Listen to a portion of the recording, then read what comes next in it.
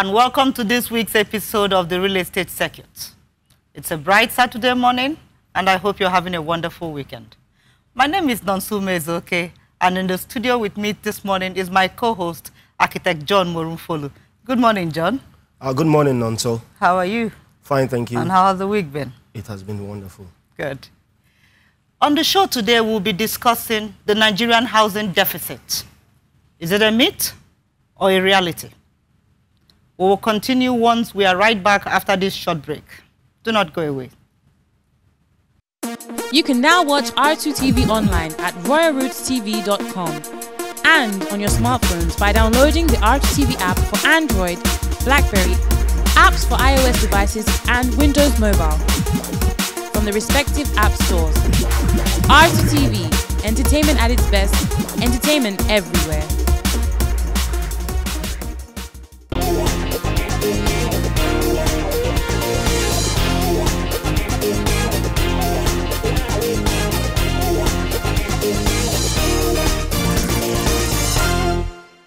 The show, and it's still the real estate circuit. Today, we'll be discussing Nigerian housing deficit, a myth or a reality. We have a very special guest in the studio with us this morning to tackle this topic. He has had over 25 years of real estate experience. He's a chartered surveyor. He is an alum of the Great Ife, University of Reading, Thabo Mbeki University. He has served in different capacities in real estate, surveyor, and a member of Nigerian Institute of Estate Surveyors and Valuers. His bio is impressive, and we believe that he is the right person and the right authority to tackle today's topic on Nigerian housing deficit. He is no other person than Mr. Akin Olawore, the principal partner, Akin Olawore & Co., who is in the studio with us this morning. Akin Olawore & Co. has presence all over the world. From Nigeria, they've got presence in Abuja. In Lagos here, they have presence in Johannesburg, Moscow, Kigali. It's impressive, and we'll hear from him this morning. Ladies and gentlemen, join me in welcoming Mr. Akin Olawore. Good morning, sir. Good morning. Thank you very much. Good morning, John. Good morning. We are very happy that you made our time to be with us. Thank you. I'm glad to be here myself. Today, we'll be talking about Nigerian housing deficit. Oftentimes, one always hears deficit. Nigeria has huge housing deficit. The figures had altered and fluttered from here to there. Some say it's 15, 16, 18, 20, 25. Whatever it is, it's obvious that we have a housing deficit. Let's start. What is this housing deficit? How is it viewed? What does it mean for Nigeria's housing sector? Thank you very much.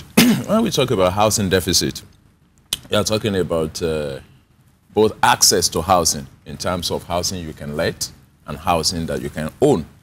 And when we talk about housing now, you also are talking about quality of housing. You see, because part of the deficit also includes housing that cannot exactly be described as housing because of the quality. Okay? So that's, in a nutshell, is what we're talking about. And then when we talk about the deficit, you're also looking at it from those who ought to be on their own in their own homes. How many have not been housed?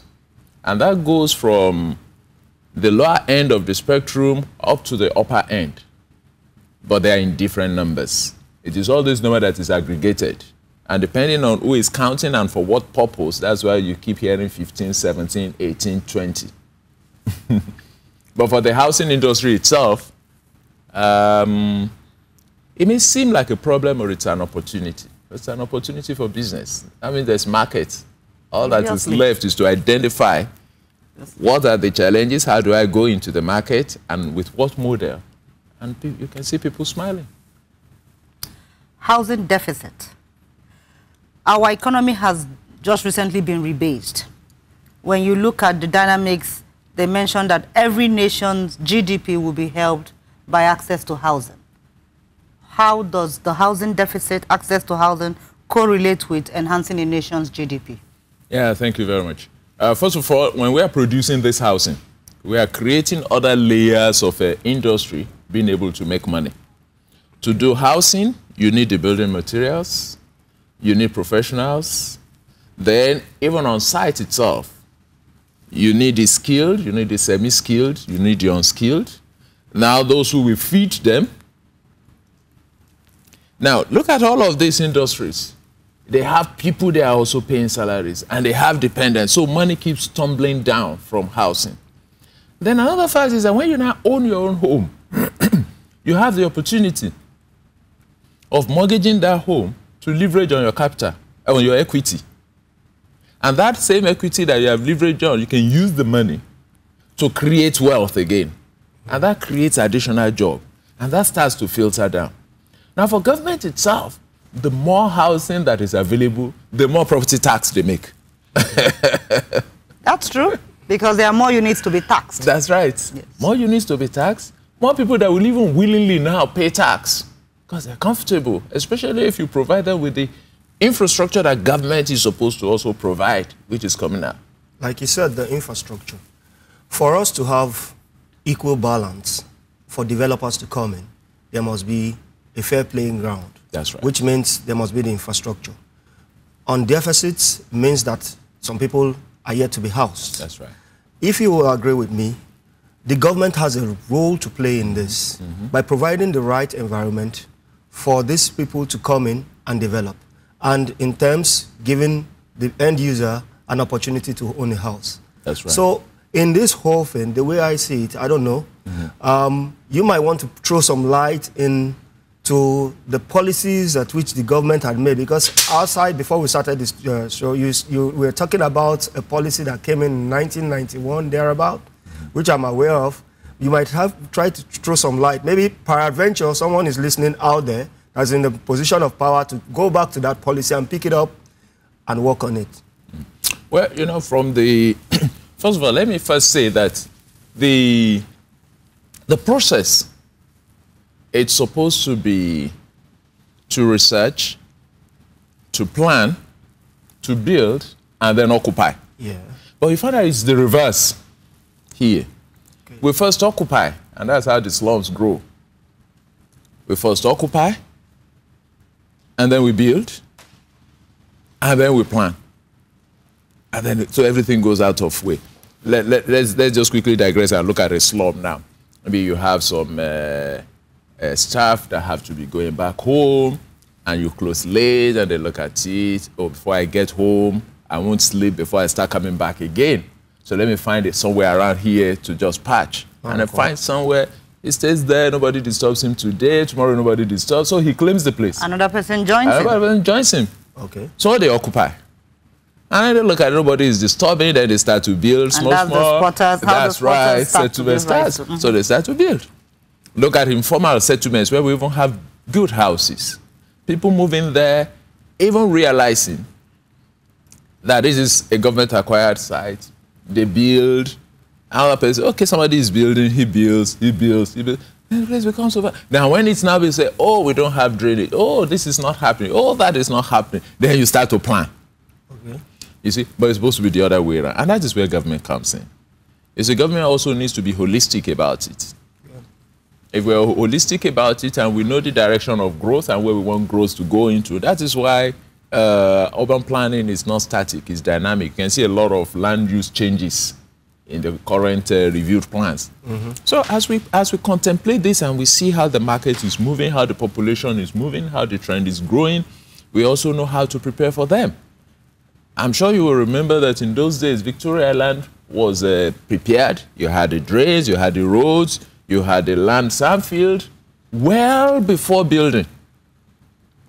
But then the drain did not go into the outflow, because we used to have flood then in Victoria Island. No, the flood for Victoria Island in those days, you know, was because the drain. I can't remember whether it went into the outflow again. I can't remember, but I know that all of that were prepared. It was planned, yeah. But again, if it doesn't go into the outflow, that's part of the holistic thing we're talking about now.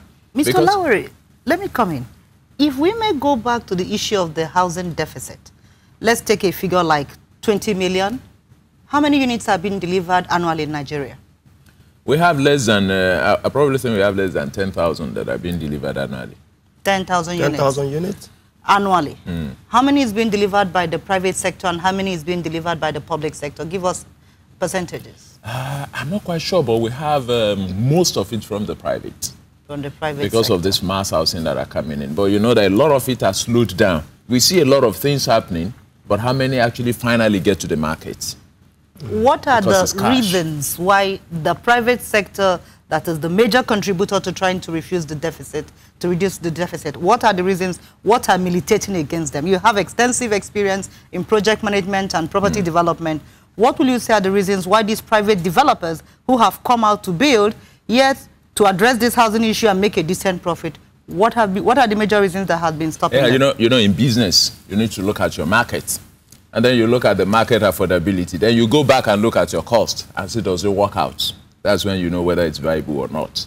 Now, if they go on out and roll out, now, when we talk of this housing deficit, the bulk of it, from my own research, the bulk of it, about 45 to 55% of that deficit are within the emerging middle class, the middle of the middle class. And these are people who cannot afford cash and carry.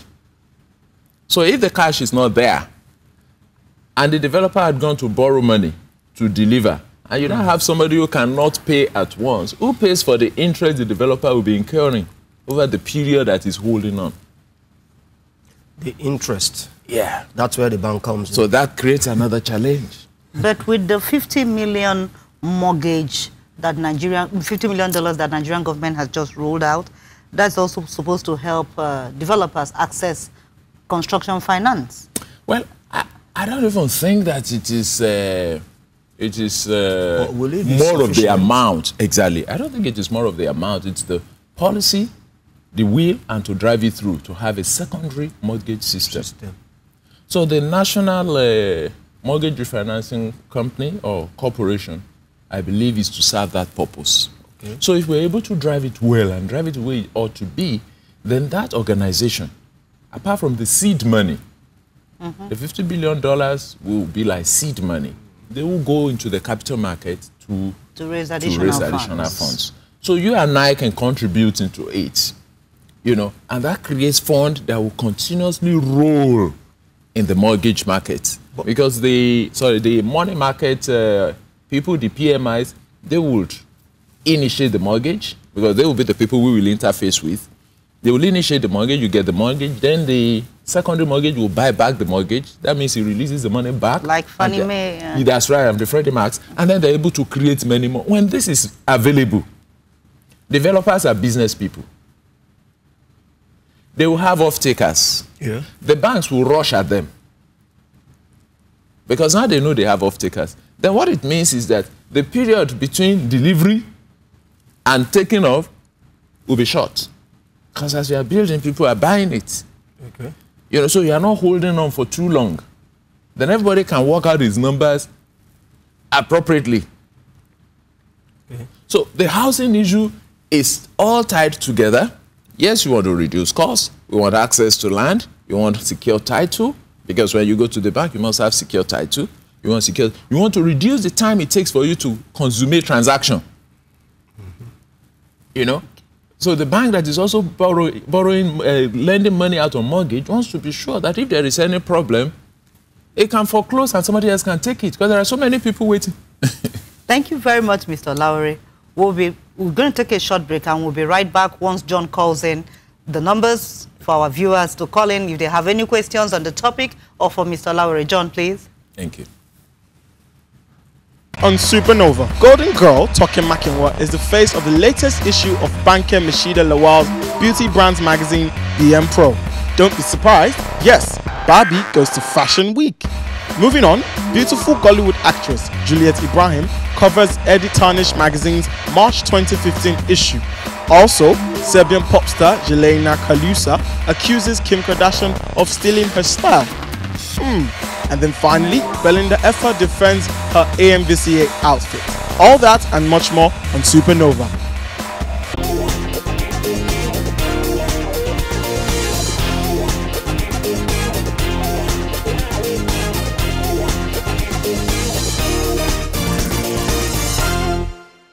Show. We are still on the real estate circuit, and our guest is Mr. Akin Olawore, and we've been talking about the housing deficit in Nigeria. Mr. Olawore, let's take the issue of statutory barriers towards delivering more housing units. what are the statutory and the legal barriers or the government policies that have militated against a speedy delivery and of more housing units? Well, thank you. I think first of it is access to land. You know, land is controlled by the government. And how do you access it? And not just accessing it in a cheaper way. You know, realizing that, yes, it is true that the developer will make money from it, but also government will make money from it. At the end of the day, when development is done, people are paying income tax from the work they are doing on the site. You know, so access to that land and securing title. If all the land are all over there, the beauty of the land use act and what it ought to have helped to do is to help to aggregate this land and be able to help us with proper planning. But the implementation is also creating some bottlenecks. Because all the estates you have, all the estates that we have, based on the land use, if it were just individual acquisition, they may not pass through. Because, you know, as an individual, there's a limit to what you can have. We have Kingsley calling from Ikorodu. Okay. Kingsley, we can take your call now. Good morning, Kingsley. Go ahead. I'm sorry, we lost that call. We seem to have lost Kingsley. Yeah. Please continue. Yes. So, access to that land is very important. I mean, most of the mass housing that you see, there had to be allocation from government. They can buy, but government has to ratify for them to help, because as an individual, you cannot own more than is a half an acre in the state, and then if it's a Greek, you know, it is a, so that militates. So government needs to come up with a policy to look at it that, okay, how do we make this land available? When government itself creates estate, most times it is sold or allocated to people who do not even have the intention of developing, who have the intention of reselling. So you have government estates there undeveloped. And yes, you have the private estates that people are rushing at. So they need to be able to release more land. Now, how do you now say we have secure title? We need to be able to survey our land, have them surveyed and with the government. As they release all these excisions, good enough now people they are asked to do their layout and do their survey. So at least that helps to increase the stock of the land that is surveyed. But let's make it available. Let's reduce the bottleneck in the consent issue, in this. Look, it's all about money. Process. Yeah, it's all about money. So roll everything together. And we know that this is the total sum you pay for transferring. This is the total sum you pay for acquiring. But leave out all the bureaucracy, you know, and things will be able to move faster. Of course, the issue of the finance is also there, like we have said. You know, we have to get a couple of things right in our macro and macroeconomic policies to help reduce the interest challenges. I completely agree with you that government has more to do in helping to reduce this issue of housing deficit. First of all, I want you to compare the scenario of the Nigerian housing sector and the housing sector of a country like United Arab Emirates, Dubai. Dubai surged on the market in about a decade and a half now, and look at the number of units that they are delivering a year, you know, and compared to Nigeria. And I know that in Dubai, the Dubai Land Registration Organization had to look at their land use, the equivalent of land use laws, 4 or 5 times and overhauled and made amendments. We're going to take this call. Kingsley is back on the line from Ikorodu. When we come in, we'd like you to compare. Oh, we seem to be having call drop. We lost him again.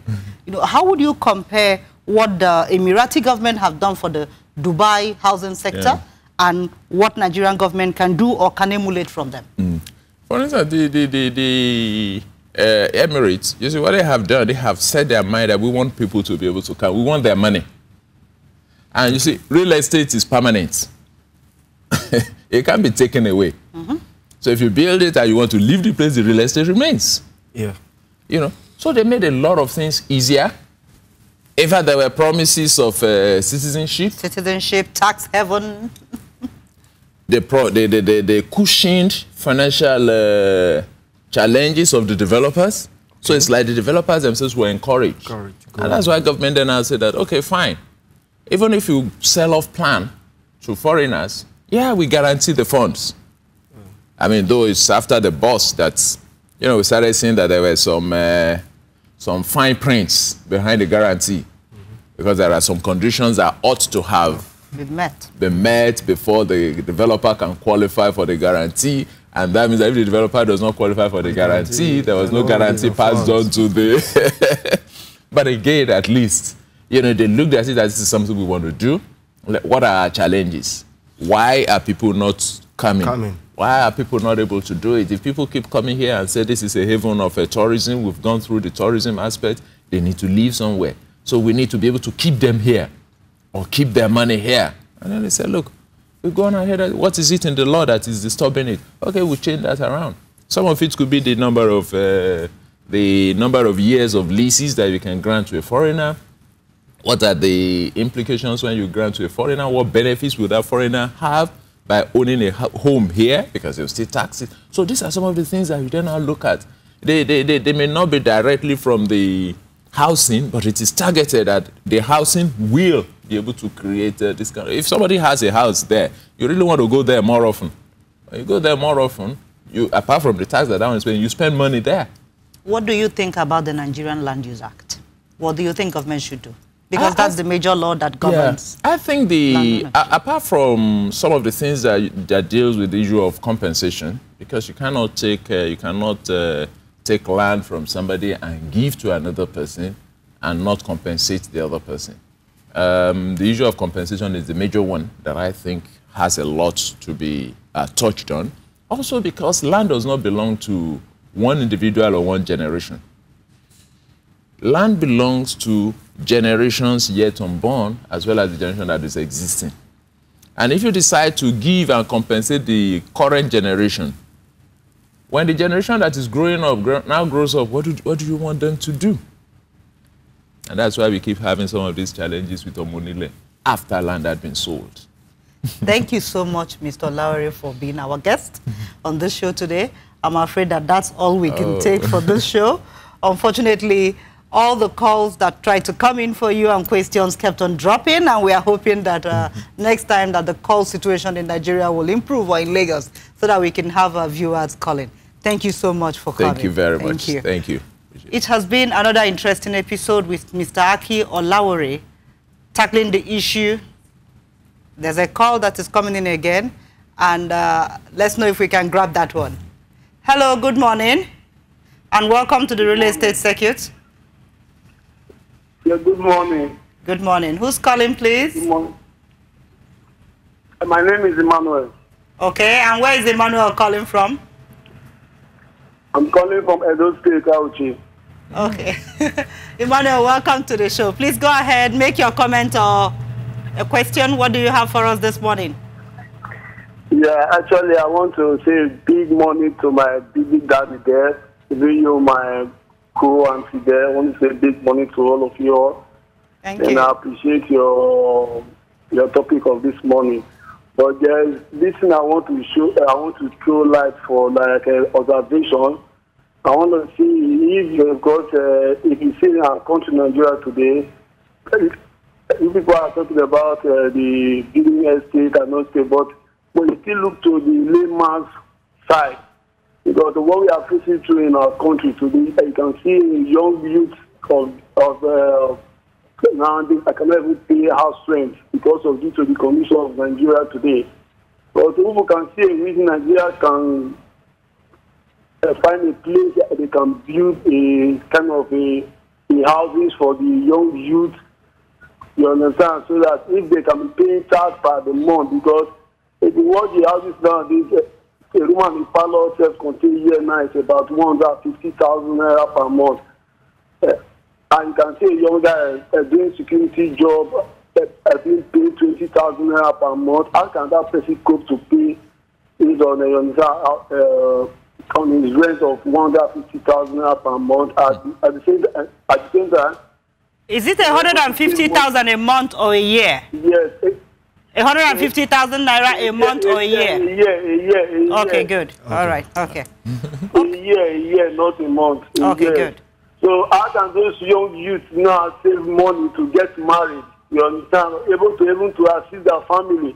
So if there's any way people can even talk to those landlords as well, you understand? The house strength of these days is getting much. If there's any way they can tell them to reduce it will be better. It will even help us because one thing I believe in life is good health, you understand? So if you are happy in life, other things is added, you understand? If you are comfortable, you are happy, other things is being added.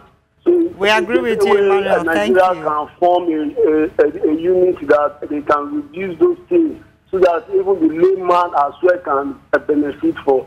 So I will appreciate that. Thank you very much. Thank you so much, Emmanuel. Thank you for coming in. Mr. Olawore. Over. Well, you see, it boils down to what we're talking about, disaggregation of the data. And if the developer comes and says, at this price of land, it's not going to work for me, then that's where government has to come in and support. You see, make land available. If they do mass housing for the youth, the rents will come down. It's demand and supply. The rent is up because you have very few supply, and demand is heavy. Thank you so much. Thank you for coming on the show. John, thank you. Good morning. And good morning once more. That's all we can take for this show, and it's been a very interesting edition. We're going to get a bit more detailed response from Mr. Olawore. And if you call in Emmanuel again, or you send us an email, or at our handle, you can send us a tweet on our Facebook page, we'll be able to send you a more detailed and concise response from Mr. Olawore. It's been great having you on the show today, and we hope that you will join us next time when we do invite you, Mr. Olawore. Thank you very much, Ashub. Thank you so much, and hope to see you next week. Enjoy the rest of your weekend. Bye-bye.